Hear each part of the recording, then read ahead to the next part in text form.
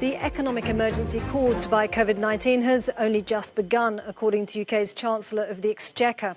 Finance Minister Rishi Sunak was speaking as he unveiled his second COVID-19 era spending review. He told UK Parliament he was providing an initial £280 billion to get the country through the pandemic, but he warned that the long-term financial repercussions would still be severe. Even with growth returning, our economic output is not expected to return to pre-crisis levels until the fourth quarter of 2022. And the economic damage is likely to be lasting. Long-term scarring means in 2025, the economy will be around 3% smaller than expected in the March budget.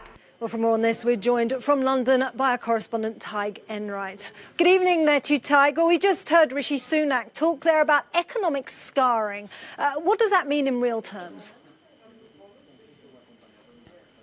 Hi, Isabel. Well, what we're talking about here is the kind of economic damage that you really just don't ever actually bounce back from. The kind of jobs which are ordinarily hanging by a thread, they're pushed over the edge by something like the coronavirus pandemic, and they will probably never actually come back again. Now, it must be stressed that we do expect the economy to grow again next year, but it won't recover everything that's been lost. And as you heard the Chancellor pointing out there, that in 2025, the latest forecast is that the economy will be 3% smaller than it would have been had it not been for the pandemic. And there is more pain to come in the not too distant future. You know, the furlough scheme here is due to continue until March of next year. I think you can expect a surge in unemployment at that point as companies decide that they simply cannot afford to keep on certain employees without the help of the government.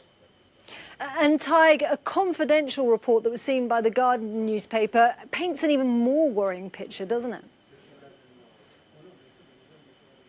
Yeah, that's right. This is one of those kind of confidential government briefing documents which a government which likes to downplay the potential economic impact of Brexit would rather we weren't talking about. But as you say, it was leaked in The Guardian today, a worst case scenario which had been briefed to officials at the Cabinet Office, which is a government department which has responsibility across all other government departments. And it warns of the increased likelihood of systemic economic crises as the UK completes its exit from the EU single market in the midst of a global pandemic. It talks about a notable risk of simultaneous disasters. What it's talking about there is a winter in which you could have flooding in the UK, which happens quite frequently here. You have the seasonal flu surging at the same time as dealing with the hopefully the final stages of the pandemic, all at the same time as the UK is reintroducing or introducing border controls between it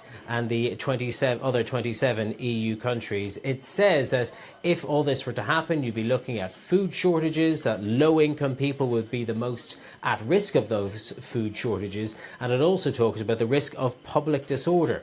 Now, the Cabinet Office has responded to this memo's publication by saying, you know, this is part of an intensive planning process that is going through like any responsible government would. This is not a forecast. It is, though, a worst case scenario. And yet the government here still says that it is willing to walk away from the Brexit transition period without a deal. Although people I speak to don't think that's actually going to happen, and we're still in the final stages of the pantomime of the negotiations. But, you know, with tensions high and the clock ticking and no deal done just yet, well, you never know what might happen. Isabel? Thanks so much, Tig. Tig Enright in London.